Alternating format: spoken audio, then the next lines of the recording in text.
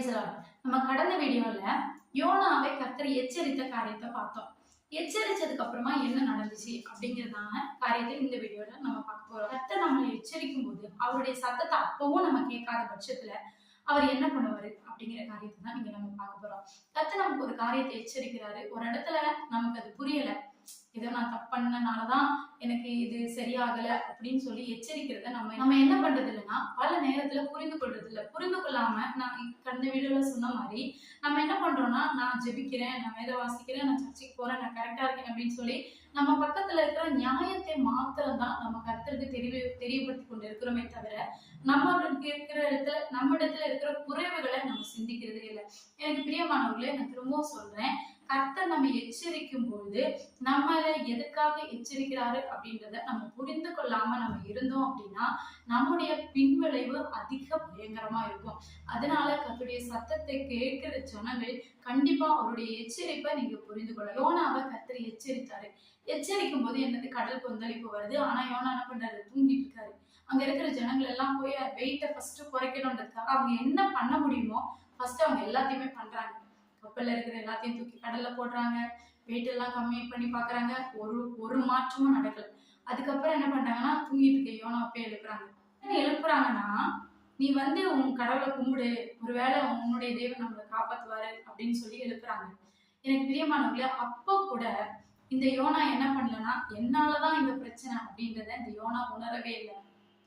அப்ப என்ன பண்ணாங்கன்னா, கடல் இன்னும் அதிகமா கொந்தளிக்குது. யோனா வந்ததுக்கு அப்புறமா இன்னும் அதிகமா கொந்தளிக்குது. இப்ப நம்முடைய வாழ்க்கையில ஒரு எச்சரிப்பு வரும்போது நம்ம அந்த எச்சரிப்பை உணராத பட்சத்துல அந்த பிரச்சனை என்ன ஆகும்னா இன்னும் அதிகரிக்கும். எனக்கு பிரியமானவர்களே, அந்த பிரச்சனை நம்முடைய வாழ்க்கையில இன்னும் அதிகமா வரும்போது நம்ம என்ன பண்ணுவோம்னா அதை உணரவே மாட்டோம். உணராத சூழ்நிலை வரும்போது அந்த பிரச்சனையில நம்ம மூழ்கி போகிறதுக்கே வாய்ப்பு இருக்கு. சோ நீங்க இதை உணர்றவங்களா இருக்கணும். யோனா உணர்ந்தாரான்னு கேட்டா உணர்ந்தாரு. எப்பனா அவங்களுக்கு சீட்டு போடுறாங்க. சீட்டு போடும் அந்த பேர் யார் மேல வந்ததுன்னா யோனா மீது வந்தது. விழுந்த உடனே யோனா என்ன பண்றாருன்னா, அங்க இருக்கிற ஜனங்களுக்கு சொல்றாரு, ஆமா நான் தான் காரணம், இந்த கடல் கொந்தளிப்புக்கு நான் தான் காரணம், கர்த்தர் என்னை இங்க போக சொன்னாரு, நான் இதை செய்யல, அதனால என்னாலதான் இந்த கொந்தளிப்பு வருது அப்படின்னு சொல்லி என்ன பண்றாருன்னா யோனா உணர்கிறாரு. அப்படி உணர்ந்த மாத்திரத்துல கர்த்தர் என்ன பண்ணாரு தெரியுமா? 1:17 நம்ம வாசிக்கிறோம், யோனாவுக்கு கர்த்தர் ஒரு பெரிய மீனை கட்டளையிட்டு இருந்தார். எதுக்காக? யோனாவை விழுங்கும்படி. சோ அந்த மீனை யோனாவை கடிச்சிருந்தா அவன் செத்து போயிருப்பான். ஆனா அது கடிக்கல, அது விழுங்கிருச்சு.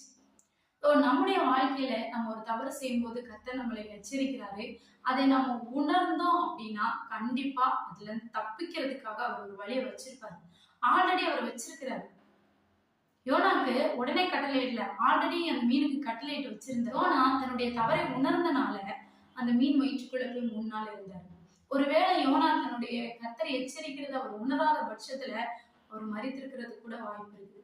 அதனால எனக்கு பிரியமானவர்களே, இந்த நாட்கள்ல கர்த்தர் நம்ம ஏதாவது ஒரு தவறு பண்ணும்போது அவர் நம்மளை எச்சரிக்கிறாரு அப்படின்னா அந்த தவறு என்னதுன்னு முதல்ல நம்ம புரிந்து கொள்ளணும். நம்ம புரிந்து கொண்டதுக்கு அப்புறம் அந்த கர்த்தருடைய சமூகத்துல நம்ம ஒப்பு கொடுக்கும் போது அந்த தவறை கர்த்தர் மன்னித்து அதுல இருந்து வெளியில வர்றதுக்கான ஒரு நல்ல ஒரு வாய்ப்பை கர்த்தர் நமக்கு ஏற்படுத்துவாரு. யோனாவை போல நம்ம மரித்து போகாத அளவுக்கு, நம்ம விழுந்து போகாத அளவுக்கு கர்த்தர் நம்மளை நிறுத்துவதற்கான ஒரு வழியையும் அவர் உங்களுக்கு ஏற்படுத்தி வைப்பாரு.